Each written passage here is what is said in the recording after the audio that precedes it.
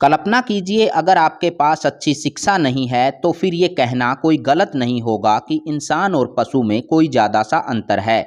हम कोई सरकार इसलिए चुनते हैं ताकि संविधान में दर्ज हर नागरिक के सभी अधिकारों की वो रक्षा करे।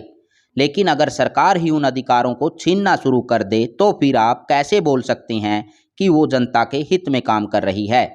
संविधान के 86वें संशोधन अधिनियम 2002 के द्वारा 21 से जोड़कर शिक्षा को मौलिक अधिकार बनाया गया था। इसके द्वारा राज्य को ये कर्तव्य दिया गया था कि वह 6 से 14 वर्ष की आयु के सभी बच्चों को निःशुल्क और अनिवार्य शिक्षा प्रदान करे। लेकिन अगर ज़मीन की सच्चाई देखी जाए तो वह कुछ और ही बयां कर रही है। जिन बच्चों को आज स्कूल में होना चाहिए वो स्कूल के आगे धरना देकर अपने लिए अध्यापक की मांग, किताबों की मांग व पूरे स्कूल को अच्छे से व्यवस्थित करने की मांग में लगे हुए हैं। उल्टा सरकार इनकी सुनवाई करने या मांग पूरी करने की बजाय इनके स्कूलों को बंद करने में लगी हुई है।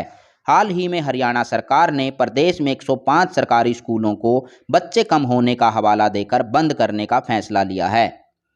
अब इस फैसले का विरोध आप पिछले कुछ दिनों से हरियाणा के गांव-गांव में देख सकते हैं। आज यह विरोध कैथल जिले के गांव पाई, प्योदा, बालू व रामगढ़ में देखने को मिला।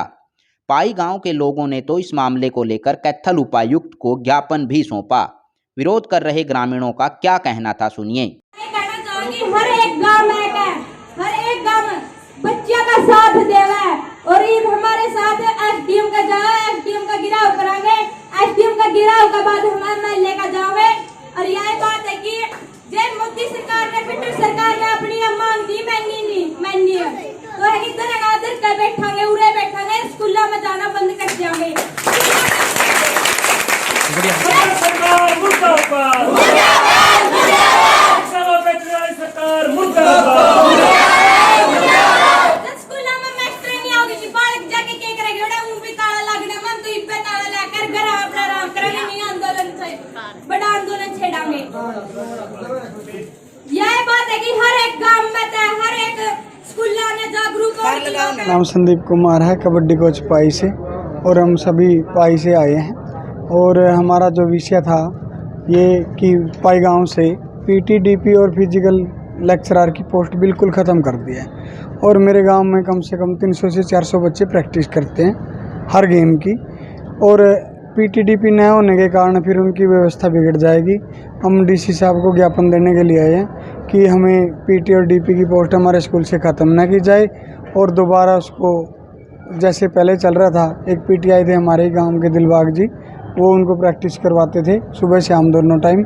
अब उनकी भी बदली होगी और हमारे गांव में बिल्कुल भी कोई कोच या मतलब डीपी नहीं रहेगा। ये भी हमने शामिल किया है साथ में एप्लीकेशन जो डीसी साहब को दी है कि जो ये स्कूलें बंद हो रही हैं ये भी बहुत गलत है।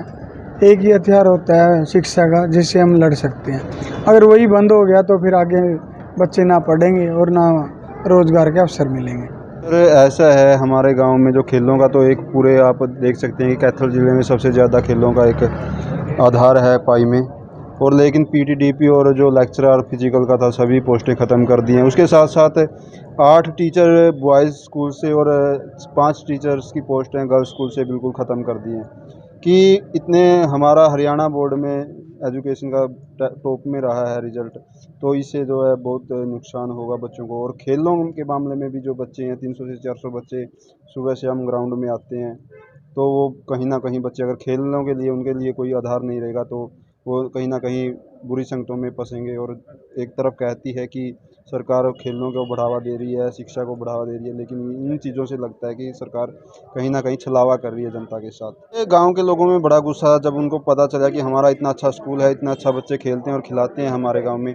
सरकार और कुछ नया करने की अपेक्षा, इतना बड़े गाँव में डॉक्टर, हॉस्पिटलों में डॉक्टर नहीं है किसी में भी, कोई और प्रशासनिक व्यवस्था के नाम की बात करें तो गाँव में पटवारी तक नहीं है। 14,000 की वोट से ज़्यादा का गांव है जहां उप तहसील होनी चाहिए थी, कोई सुविधा नहीं है। लेकिन अपने स्तर पर खेलों के मामले में हो या पढ़ाई के मामले में गांव के लोग अगर प्रयासरत थे, उस व्यवस्था को भी ख़त्म करना चाहती है सरकार, तो लोगों को बड़ा गुस्सा है। अगर इस व्यवस्था को नहीं सुधारा गया, जो भूल से की है या गलती से की है सरकार ने, ये जो पोर्टल लागू पे देखा गया, अगर इसमें सुधार नहीं हुआ है तो गांव के लोगों को बड़ा गुस्सा है कि अगर कुछ भी कदम उठाना पड़े हम हमारे स्कूल को इस तरह से बर्बाद होते हुए नहीं देख सकते। इनका मकसद क्या, अल्टीमेट राजनीति तो करना है, सत्ता में तो रहना है, सत्ता में से उखाड़ फेंकेंगे हम। अगर पब्लिक की नहीं सुनेंगे ये लोग, अंधे गूंगे बहरे होगी सरकार, इनकी तो गिरावट की निम्न स्तर पे जा चुकी है सरकार आज की तारीख में। इससे गिरे हुए का क्या काम करेगी? ये जहाँ बच्चे प्रैक्टिस करते हैं, अव्वल लेवल के हमारे खिलाड़ी हैं, नेशनल लेवल के गोल्ड मेडलिस्ट बच्चे हैं, प्रो कबड्डी में 7-7 बच्चे जाते हैं, उनको भी उड़ा दिया वहाँ से टीचर को। अब मैं चाहिए तो थे और कोच इंडिविजुअल गेम के। अब ये तो हम अपने अब तो डिफेंड कर रहे हैं, अब तो मांग हमारी तो बहुत टीचरों की है, वहाँ सीटें खाली पड़ी हैं, स्कूलों का बट्ठा गोल कर दिया, और कौन झेल लेगा? राजनीतिक नुकसान भी झेलना पड़ेगा सरकार को। सिंबल के क्या, इनको तो इनकी तो ऐसी बद पिटने वाली आने वाले टाइम में अगर ऐसे ही चली, ये तो बिल्कुल अंधे बैरों की तरह काम कर रही है सरकार। स्कूल में शिक्षा की जो एक पोस्ट थी, साइंस की पोस्ट थी, वो खत्म कर दी गई है जी। हम इसका विरोध कर रहे हैं सरकार का। अगर सरकार ने हमारी ये पोस्ट वापस नहीं दी, ठीक है, उसका हम कड़े शब्दों में आगे विरोध करेंगे, आगे बड़ा आंदोलन भी करेंगे। अच्छा सरपंच साहब, के एक बात बताओ, क्या आपके पास यहाँ पर साइंस का कोई और टीचर नहीं है क्या?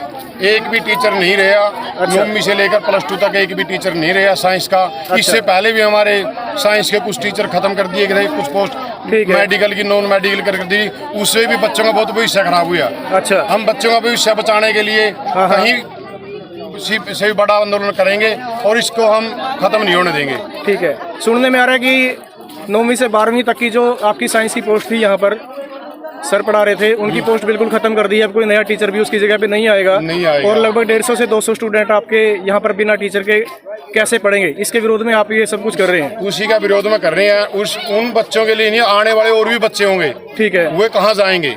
ये बच्चे भी पढ़ेंगे, किसी का रोजगार नहीं है बाहर पढ़ाने का, कहाँ पढ़ाएगा वो?